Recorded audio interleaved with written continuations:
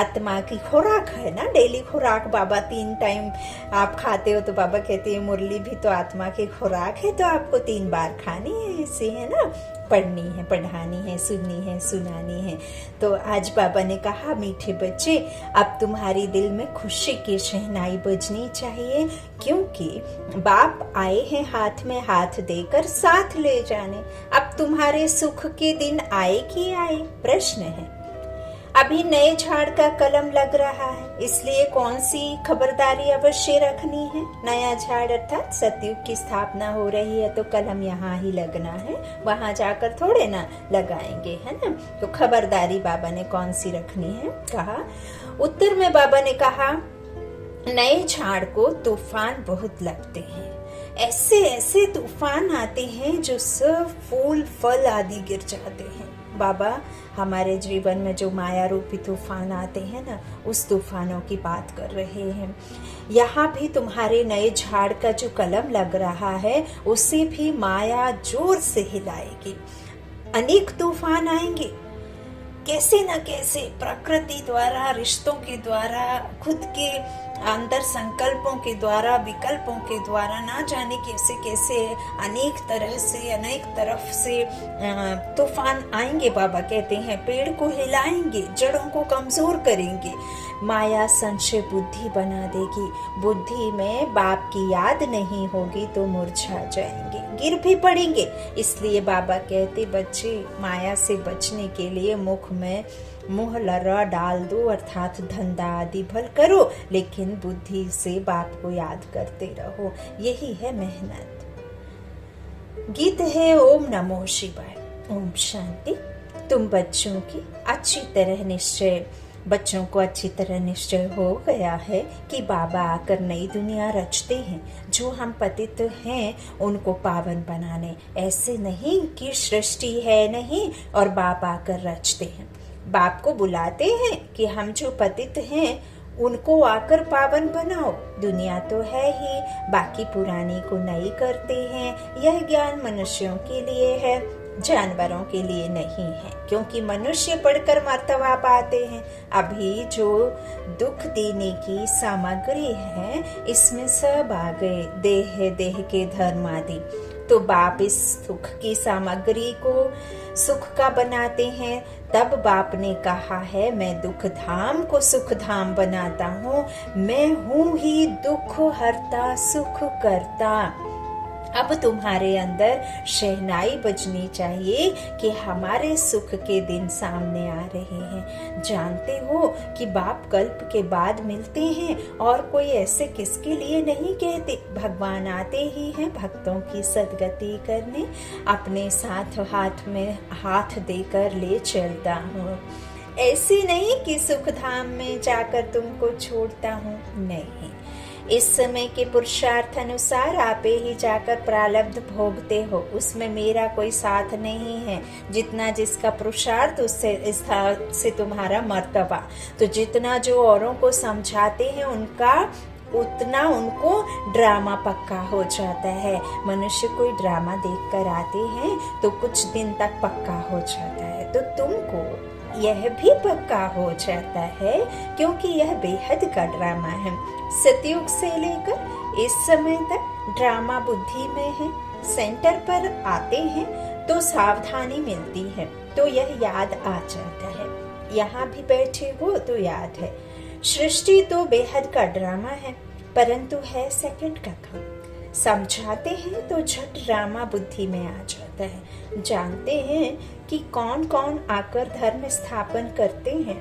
मूल वतन को याद करना भी सेकंड का काम है।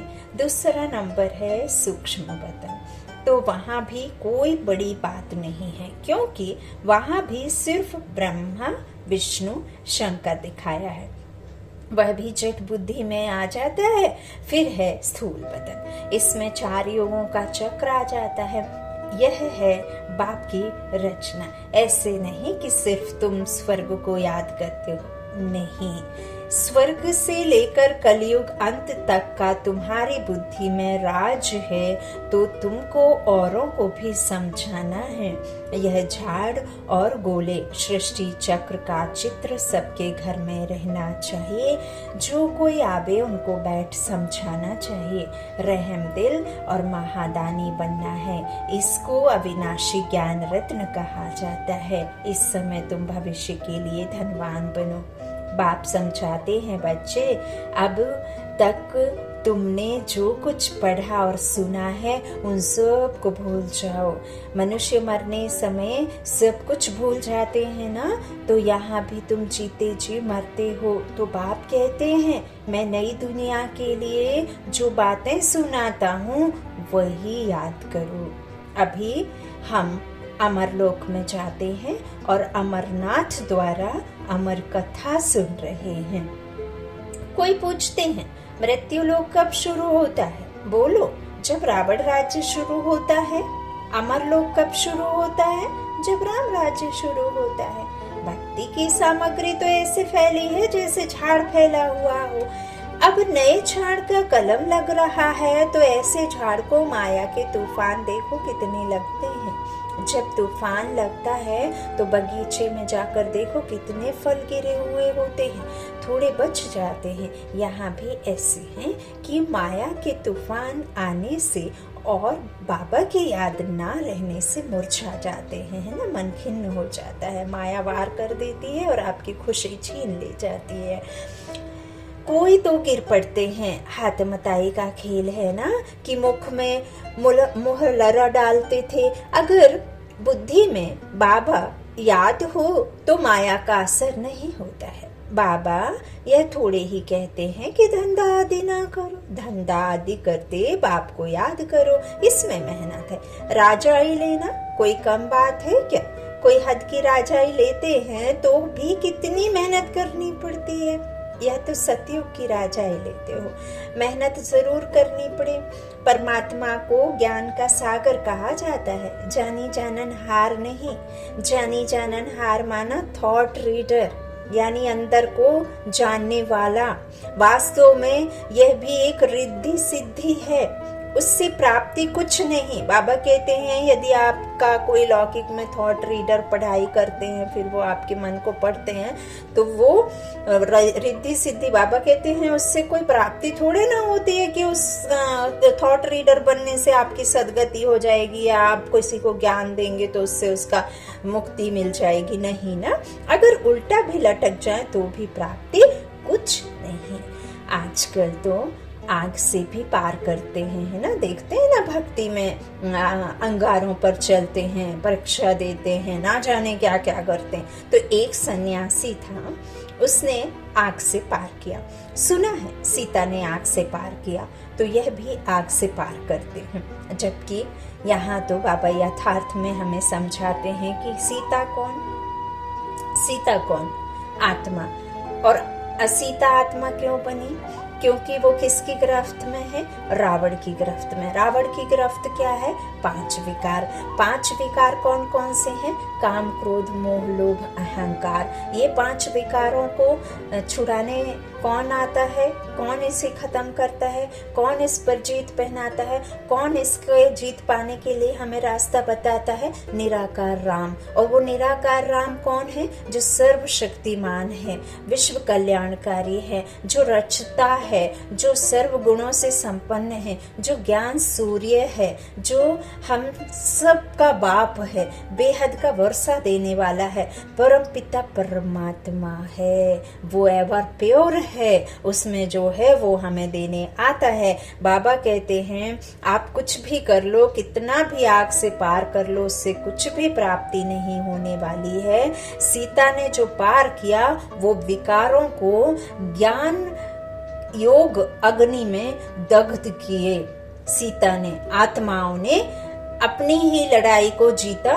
निराकार राम प्रभु की याद से इन विकारों पर जीत पहनी। कोई एक सीता, कोई एक द्रौपदी की बात नहीं है। यहाँ अनेक द्रौपदियां हैं, अनेक सीताएं हैं जो रावण की इस जंजीरों में बुरे तरीके से बंधी हुई हैं। अच्छा, तो इस तरह से कहते हैं कि सीता ने आग को पार किया तो यह सब पार करते हैं। अब यह सब दंत कथाएं हैं।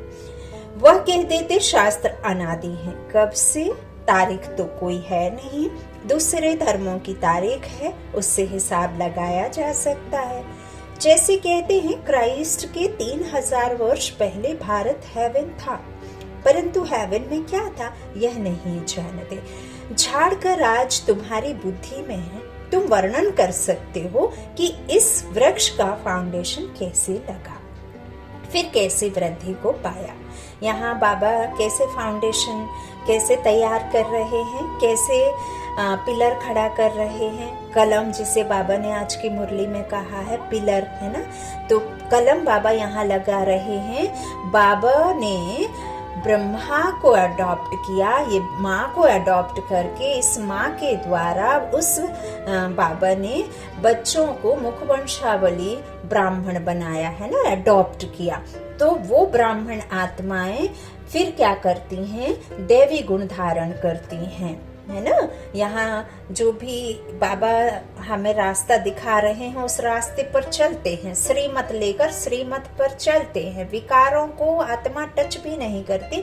देह भान के सारे रिश्तों को, इस पुरानी दुनिया को भूल सिर्फ और सिर्फ अपनी आत्मा को प्यूरिटी से भरपूर करते हैं। 7 गुणों से संपूर्ण, 16 कला संपूर्ण यहाँ ही बनाते हैं। उसे ही बाबा ने क्या कहा है, फाउंडेशन तो यहाँ ही लग रहा है ना। तो बाबा कहते हैं यह सब जो है कैसे हो रहा है, तो यह सब तुम वर्णन कर सकते हो। फिर कैसे वृद्धि को पाया, जब फ्लावर वाज फूलदान बनाते हैं तो ऊपर में फूल बनाते हैं, यह भी ऐसे है। पहले देवी देवता धर्म का तना था, ओके, पीछे यह सब धर्म तने से निकलते हैं, अर्थात उनकी प्रजा का फ्लावर दिखाते हैं। अब विचार करो, हर एक धर्म जब आता है तो फूलों का बगीचा था, गिरती कला पीछे आती है, अर्थात पहले गोल्डन, सिल्वर, कॉपर, अब आयरन में है। पढ़ाई तुम्हारी वृद्धि में और भी वृद्धि होगी, पढ़ाई तुम्हारी बुद्धि में होनी चाहिए। नॉलेजफुल बाप बैठ वृक्ष और ड्रामा का फुल नॉलेज देते हैं। इस कारण परमात्मा को ज्ञान का सागर बीज रूप कहा जाता है। यह मनुष्य सृष्टि का बीज रूप है जो ऊपर में रहता है, जो इनकॉर्पोरियल वर्ल्ड आत्माओं की है। उनको ब्रह्मांड ब्रह्मलोक कहते हैं, जहाँ आत्माएं अंडे में सल रहती हैं। उसे शांति धाम, निर्वाण धाम भी कहते हैं। इनकॉर्पोरियल वर्ल्ड और एक होता है कॉर्पोरियल वर्ल्ड, जहाँ अभी हम खड़े हैं, जहाँ हम देख पा रहे हैं, छू पा रहे हैं, महसूस कर पा रहे हैं देख करके। स्थूल नेत्रों से जो दुनिया को देखते हैं वो है कॉर्पोरियल वर्ल्ड, जहाँ आत्माएं शरीर लेकर के ड्रामा करती हैं, और इन कॉर्पोरियल जहाँ आत्माएं रहती हैं वह है आत्माओं का निराकारी दुनिया, है ना। तो बाबा कहते हैं जहाँ आत्माएं अंडे में सल रहती, साक्षात्कार भी करते हैं। आत्मा बिंदी रूप है, जैसे फायरफ्लाई, जुगनू जब इकट्ठे उड़ते हैं तो जगमग होती हैं, परंतु वह लाइट कम है, तो आत्माएं भी इकट्ठी उड़ेंगी। इस छोटी सी बिंदी में 84 जन्मों का पाठ भरा हुआ है। बाबा तुमको सारे ड्रामा का साक्षात्कार कराते हैं। जिस ड्रामा के अंदर आत्मा एक्टर है और एक्टर्स को इस ड्रामा का पता नहीं है, तुमको याद करना है एक बाबा को, दूसरा नॉलेज को। ज्ञान तो सेकंड का बहुत सिंपल है, परंतु ज्ञान शुरू कब से हुआ, विस्तार करना पड़ता है, क्योंकि भूल जाता है। माया के विघ्न भी पड़ते हैं, शारीरिक बीमारी आ जाती है। आगे कभी बुखार नहीं हुआ होगा, ज्ञान में आने के बाद बुखार हो जाता है, तो संशय पड़ जाता है कि ज्ञान में तो बंधन खलास होने चाहिए, परंतु बाबा तो कह देते यह बीमारी और आएंगी, हिसाब किताब भी चुकतू करना है। ऐसे ऐसे कई मनुष्य आत्माएं, बाबा के बच्चे, नए बच्चे ना, इवन पुराने बच्चे भी मूंझ जाते हैं। तो बाबा तो कई बार इन बातों को क्लियर कर चुके हैं। अब कई कहते हैं अरे तुमने भक्ति छोड़ छोड़ दी, यहाँ जुड़ गए। अब तुमने तो भगवान को जल नहीं चढ़ाया, तुमने तो उनको चढ़ावा नहीं दिया, इसीलिए तुमको फीवर आ गए। तो क्या होता है, उनके मत में, परमत में चले जाते हैं, श्रीमत पर रहते नहीं हैं, बाबा की बातों पर क्वेश्चन खड़े करते हैं और उनकी बातों को विश्वास करके पढ़ाई छोड़ देते हैं। और ऊपर से कहते हैं अरे बाबा तो कहते और आएंगे, हिसाब किताब चुकते होंगे। तो आप नहीं भी बाबा से जुड़े होंगे तो भी तो आपके हिसाब किताब चुकते होते ना। ऐसा थोड़े कि बाबा के ज्ञान में आ गए तो बुखार आ गया, नहीं। समझना है ड्रामा को। भक्ति में मनुष्य 9 रत्नों की अंगूठी पहनते हैं, बीच में वैल्यूबल रत्न लगाते हैं, आजू बाजू कम कीमत वाले। कोई रत्न 1000 वाला होता है, कोई 100 वाला। बाबा कहते हैं कि यह हीरे जैसी अमूल्य जीवन है तो सूर्यवंशी में जन्म लेना चाहिए। सतयुग का महाराजा महारानी और त्रेता के अंत का राजा रानी, कितना फर्क होगा। देखिए बाबा ने कहा है कि हर कोई, दुनिया में हर कोई चांदी खरीद सकता है, तांबा खरीद सकता है, पीतल खरीद सकता है, सोना भी खरीद सकता है, हर कोई खरीद सकता है। लेकिन डायमंड, हीरा हर कोई नहीं खरीद सकता है, वो हर कोई ले ही नहीं सकता। तो ऐसे ही डायमंड जो दुनिया है, जो महाराजा महारानी की दुनिया है, वहां सब कैसे चले जाएंगे ना। अब राजा रानी बनने में, त्रेता के अंत में जाने में बाबा कहते फर्क तो है ना। तो यह ड्रामा की कहानी औरों को भी समझानी है। आओ तो हम आपको समझाएं कि 5000 वर्ष पहले एक बहुत अच्छा देवताओं का राज्य था। उन्होंने यह पद कैसे पाया। लक्ष्मी नारायण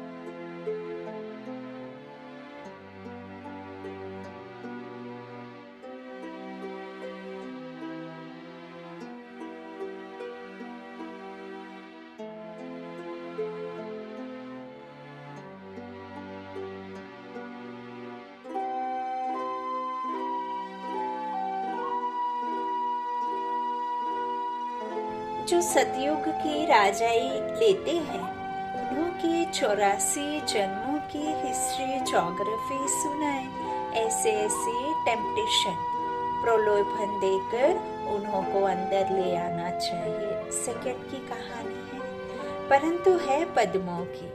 कहाँ भी तुम जा सकते हो, कॉलेज में, यूनिवर्सिटी में, हॉस्पिटल में जाओ तो कहना चाहिए कि तुम कितना बीमार पड़ते हो, हम आपको ऐसी दवाई देंगे जो 21 जन्म बीमार ही नहीं पड़ेंगे।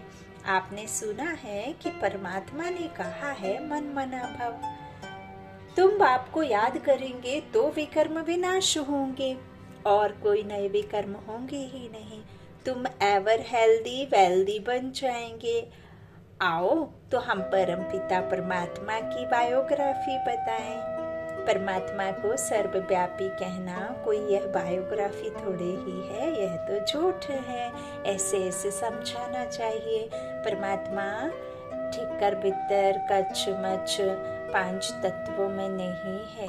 5 तत्वों में परमात्मा होता, कच्छ मच्छ में होता, युगे युगे आता और हर युग में आकर के परमात्मा रचता। तो इतना जास्ती पाप, इतना जास्ती विकर्म, यह सब जो भूखमरी, अकाले मृत्यु, ये सब कैसे होती। ड्रामा की सीन ही बदली हो जाती है ना। तो जब भी हम उस भगवान को, उस खुदा दोस्त को, उस परमात्मा को, ईश्वर भगवान, जो भी जिस नाम से उसे पुकारा अभी तक, तो जैसे ही उस भगवान को हम याद करते हैं, यूं तो शरीर के द्वारा आत्मा याद करती है, तो जैसे ही हम याद करते हैं तो हमारी बुद्धि कहाँ जाती है, सीधे ऊपर की तरफ। तो परमात्मा कहीं है ऊपर की तरफ, है ना। तो ऐसे यथार्थ परमात्मा को नहीं जाना तो आप जो कुछ भी मांगते हैं तो वो मिलेगा कैसे, क्योंकि जिससे आप मांग रहे हैं वो तो दे ही नहीं सकता, वो तो नीचे वाले हैं, देने वाला तो ऊपर वाला है ना। अच्छा, और कहते भी हैं कि देने वाला जब भी देता छप्पर फाड़ के। तो अभी संगम युग क्या है, छप्पर फाड़ के देने वाला दाता आया है ना संगम युग पर। तो ऐसे ऐसे पॉइंट्स को अपने मन में रखो, रिपीट करो और बस खुशी के झूले झूलते रहो, अतीन्द्रिय सुख का अनुभव करते रहो। अच्छा, आज तो भोग है गीत धरती को आकाश पुकारे। इसको कहा जाता है पुरानी झूठी दुनिया, इसको रौरव नर्क कहा जाता है। गीत भी अच्छा है कि आना ही होगा प्रेम की दुनिया में। सूक्ष्म वतन में भी प्रेम है ना, देखो ध्यान में खुशी खुशी जाते हैं, सतयुग में भी सुख है। तो यहाँ बाबा कहते हैं कुछ नहीं है, तो इस दुनिया से वैराग्य आना चाहिए। सन्यासियों का तो हद का वैराग्य, तुम्हारा तो है बेहद का वैराग्य। तुम्हें तो सारी दुनिया को भुलाना है। बाबा ने बॉम्बे में एक पत्र लिखा था। बाबा सिर्फ बॉम्बे वालों को ही नहीं कहते, परंतु सब सेंटर्स वालों के लिए बाबा की राय निकलती है। तुमको भाषण करना होता है सुबह और शाम को, तो हर एक शहर में बड़े बड़े हॉल तो होते ही हैं और बहुतों के मित्र संबंधी भी होते हैं। बाबा कह रहे हैं, देखिए बाबा कहते सिर्फ बॉम्बे वालों को नहीं, हर सेंटर वालों को। और कोरोना में तो देखिए बाबा ने घर घर बाबा के सेंटर खोल दिए। कहते ना एक उस समय एक बहुत प्यारी सी लाइनें भी आई थी कि भगवान से मुस्कुराते हुए भगत ने पूछा कि भगवान ये क्या किया, आपने तो मंदिर मस्जिद गुरुद्वारे सब कुछ बंद कर दिया। तो भगवान ने मुस्कुराते हुए भगत से कहा, देखो भले मैंने मंदिर मस्जिद गुरुद्वारे बंद कराए, लेकिन घर घर मंदिर बना दिए, घर घर में मंदिर बन गए, है ना। तो कोई ना कोई आपदा सिर्फ और सिर्फ बहुत अच्छा करने आती है, यह हमेशा याद रखिए। ये ड्रामा ऐसा कल्याणकारी ड्रामा है जो ईश्वर ने बनाया है ना। तो बाबा किसी एक को नहीं कहते हैं यह सेवा करने, बाबा ये भी कहते हैं जो बाबा के सम्मुख बैठे हैं, जो बाबा के बच्चे हैं, वो तो समाज के बीच में है ना, बिजनेस के बीच में, या कोई शरीर निर्वाह के लिए कोई ऐसे शहरों में या कोई दूर देश विदेश में तो नहीं पड़े हैं। उनका तो एक एक एरिया और बाबा के सम्मुख बैठ कर के समय मुकर्रर है, मनसा सेवा करने का समय है, 24 घंटे बाबा को याद करने। लेकिन बाबा ने देखिए हम गृहस्थ में रहने वालों को, नौकरी पेशा में रहने वालों को, धंधे आदि में रहने वालों को बाबा ने कितना कहा है कि आप तो धंधे पे बैठते हो, आपके दुकान में लोग बाग आते हैं, उनको भी मेरा परिचय दो। आप बिजनेस करते हो, उधर भी जा कर के दो, अपने ऑफिस में जा कर के दो, स्कूल कॉलेजों में जाओ, हॉस्पिटल में सेवा करो, है ना। और सबको बाबा लिखते हैं, ऐसे नहीं है कि कोई एक सेंटर वालों को कहते हैं। बाबा कहते हैं मित्र संबंधी भी होते हैं ना, तो एडवर्टाइजमेंट करनी है, क्योंकि हम तो जास्ती मिलना उठना बैठना होता है ना, तो संपर्क हमारे ज़्यादा संबंध में आते हैं। तो बाबा कहते हैं हमको परम पिता परमात्मा का परिचय देना है, ताकि सभी परमात्मा से अपना बर्थ राइट ले सकें, क्योंकि सभी को हक तो है ना बाप से वर्षा लेने का। हमको सिर्फ 1.5 घंटा सुबह 1.5 घंटा शाम के लिए हाल चाहिए, ऐसा कह कर लो।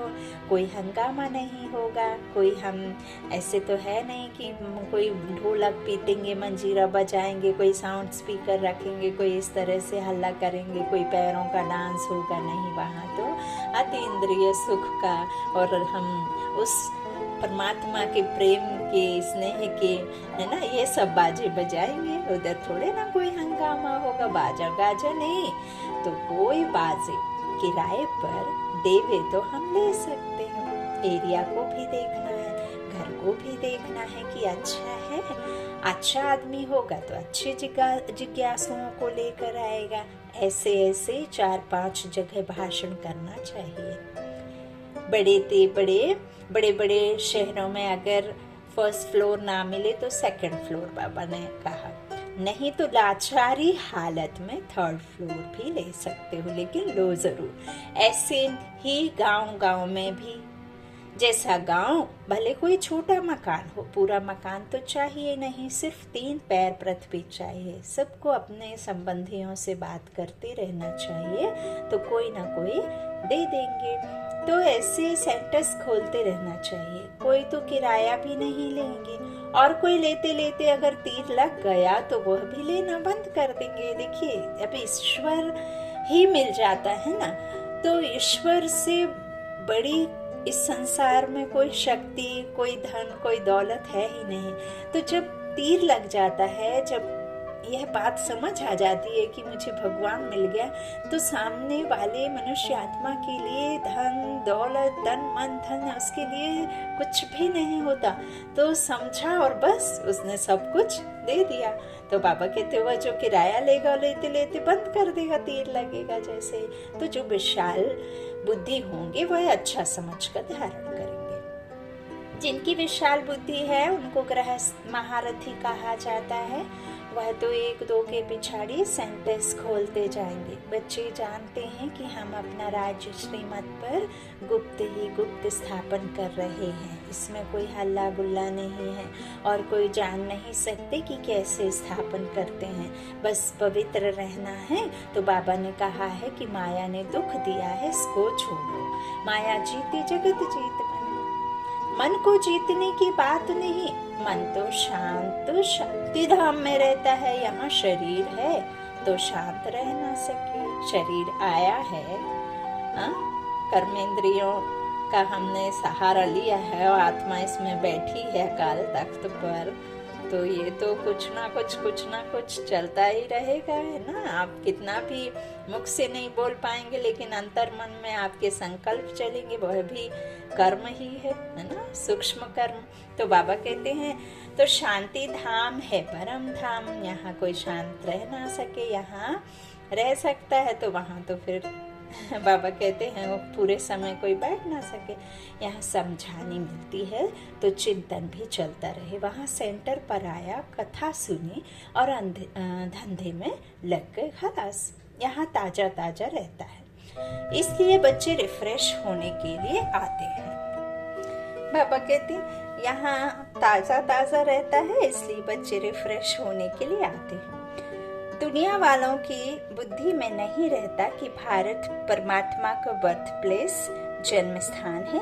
यहाँ सुनने से तुमको नशा रहता है कि हम शरीर छोड़ अमरलोक में आ जाएंगे। सतयुग में यह नहीं होगा कि फलाना मर गया, नहीं। जब पुराना चूल्हा छोड़ेंगे, नया लेंगे तो खुशी होगी ना, बाजा बजेगा।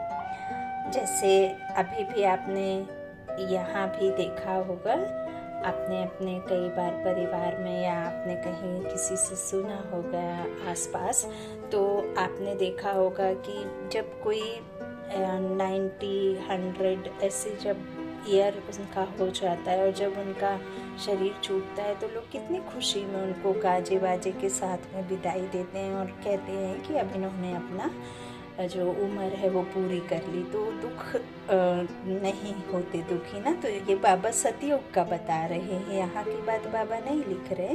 बाबा कह रहे हैं कि सतयुग में फलाना मर गया, ऐसा कोई रोना गाना नहीं। जब पुराना चोला छोड़ेंगे तो नया कपड़ा शरीर रूपी खुशी खुशी ले लेंगे, है ना। कोई वहाँ बाजा बजेगा, फिर बाबा कहते हैं ऐसे खुशी से जाएंगे। अच्छा, मीठे मीठे सिकीलाधे बच्चों प्रति माता पिता बाप दादा का याद प्यार और गुड मॉर्निंग। रूहानी बाप की रूहानी बच्चों को नमस्ते।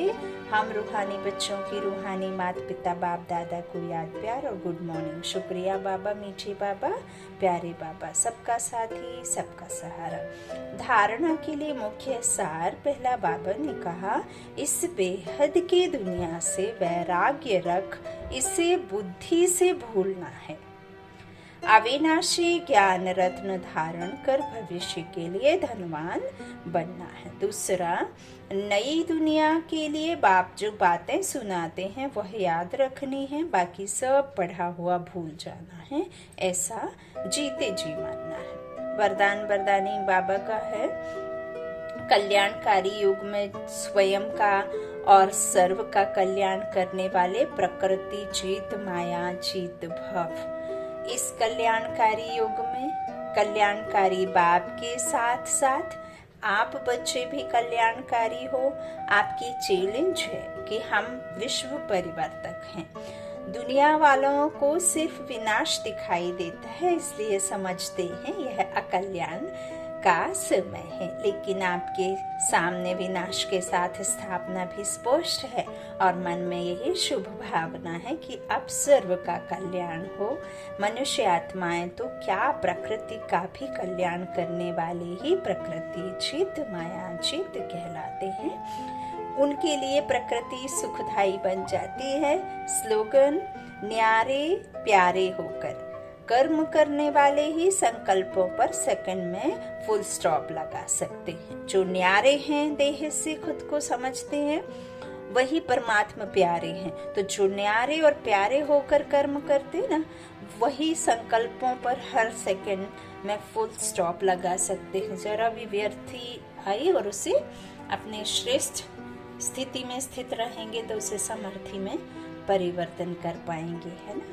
तो बाबा ने आज क्या कहा, जो भी सीन हो रही है, देखिए सारे कोई भी ऐसी जगह नहीं होगी जहाँ परिवर्तन नहीं आएगा, जहाँ कोई इस तरह से प्राकृतिक आपदाएं या कोई अर्थक्वेक या इस तरह से कोई बीमारी, ऐसा नहीं होगा। सब जगह से होगा, कोने कोने से, जगह जगह से, क्योंकि 5 तत्वों को भी सतो प्रधान बनना है और आत्माओं को भी सतो प्रधान बनना है। तो जो भी यहाँ का विकार है इस संसार का, वो विकारों को खत्म करना नहीं, उसको बदली करना, कन्वर्ट करना, अशुद्ध से शुद्ध बनाना, तमो प्रधान से सतो प्रधान बनाना।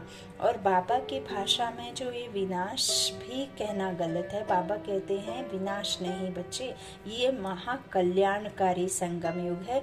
ये जो भी हो रहा है वो महापरिवर्तन का युग है और ये विश्व पर शांति है ना, या शांति जो है, तो अब शांति का जो दुनिया है, सुख की दुनिया है, वो दुनिया यहाँ स्थापन एक तरफ हो रही है और एक तरफ से विनाश भी चल रहा है। तो अब ये सफाई का कार्य चल रहा है। जैसे भी जो भी चल रहा है सब सिर्फ और सिर्फ सफाई के लिए है और एक तरफ स्थापना भी जो गुप्त रूप से हो रही है। अच्छा, ओम शांति। शुक्रिया बाप दादा, शुक्रिया आप सभी भाई बहनों के स्नेह का, प्यार का। आप सदा स्वस्थ रहें, खुश रहें, बाबा के साथ का अनुभव करते रहें। बाबा को अपनी छत्र छाया बनाकर हर पल उनकी पालना में खुद को महसूस करें और बाबा को दिल से याद करने से बाबा आपके अंदर में वो बल भर देता है जो आपको फिर कोई भी कमजोरी, ऐसा लगता है मानो बहुत हम शक्तिशाली महसूस कर रहे हैं ना, वो आपको टच नहीं कर पाती है।